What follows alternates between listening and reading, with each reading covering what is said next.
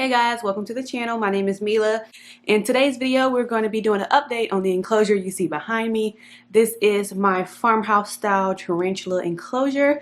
So I built this enclosure, well, let me preface, I didn't build the actual enclosure itself so much as I added a couple of bells and whistles to make it work for holding a tarantula.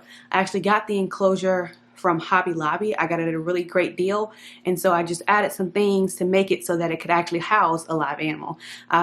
And I did the enclosure build, I want to say about 9 to 10 months ago, so it's been holding up very well. I've even moved apartments in that time, so it's moved with me and everything. So I want to kind of give you guys an update on how it's doing. If you have not seen the original video, definitely go check that out. I will link it in the iCard. And just for your knowledge, the tarantula that's housed in this enclosure is a Chilean rose-hair tarantula. His name is Baby T, and I've had Baby T now for 3 years, I want to say. I believe I got him in Whoa, I've had Baby T for a while.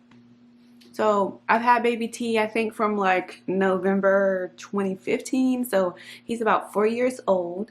I do believe he's a male. I sexed him myself, and that's I think he's a male. So without further ado, let's just go ahead and get into the update video. Alright guys, so this is my farmhouse style tarantula enclosure.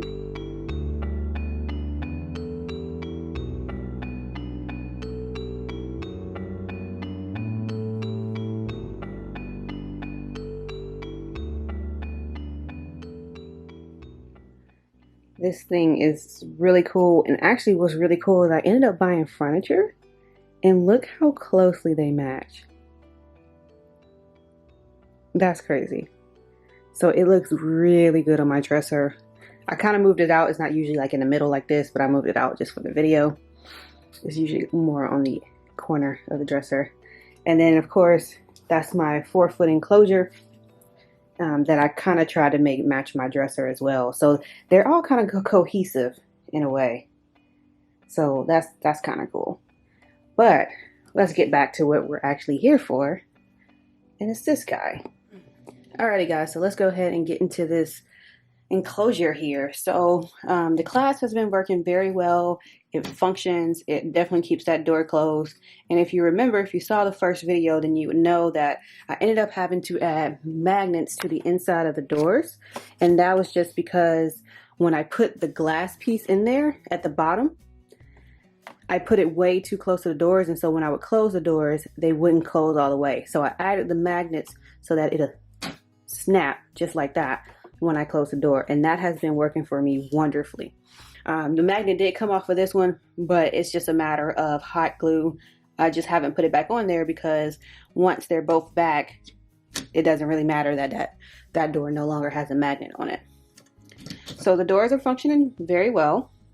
Open it up, obviously you have your substrate and stuff in here. So substrate barrier has been working very well. I've had no issues with the silicone holding up or anything down there, that bottom holding up.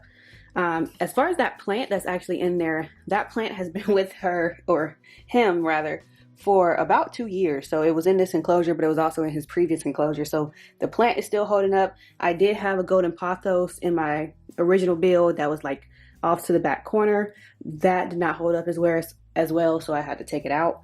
I mean, this plant is kind of looks like it's dying a little bit, but it's actually not doing too shabby, especially considering where it sits in my room. It doesn't get as much access to light. One of the things that I have realized with this enclosure is when I try to water the plant, I do have a little bit of seepage in the corners on the outside of the enclosure. So let me close this up so I can show you what I'm talking about.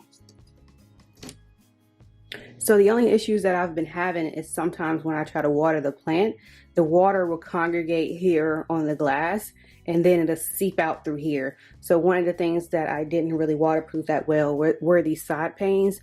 I should have added more silicone to prevent that water spillage.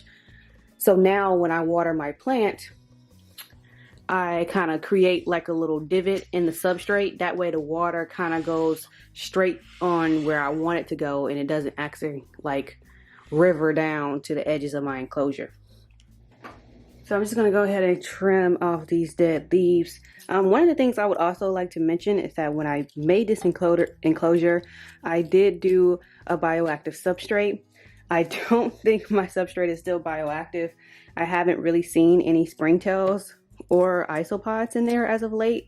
So I think that it wasn't successful. One of the things I will say about a bioactive substrate for a tarantula is that I don't really think I have an interest in doing that anymore. I don't feel like the tarantulas produce enough waste for a bioactive substrate to be necessary. And so you kind of have to keep up with supplementing the cleanup crew because they can't really just survive off of the waste of the tarantula. And generally, they'll be able to feed on the substrate itself, like your leaf litter and things like that. But I just don't feel it necessary. I think it'd be much easier when it comes to my tarantulas simply to put them on a sterile substrate and change out the substrate every few months or so as necessary instead of trying to give them a bioactive substrate. So that's what I will say about the substrate. It doesn't really seem to be active. One of the other things that I want to mention about this enclosure is that I wish that I would have gave her, or gave him rather, I wish that I would have gave him more substrate. So as you can see, my substrate barrier is only about, I want to say this is about 3 inches tall. And so depth wise, that doesn't give him a lot of substrate to burrow. And so that's one of the things that I wish I would have went higher on the barrier. That way I could have given him a deeper substrate. Now, this tarantula in particular of my 3 has not really burrowed a lot in the past, so it's not that big of a deal.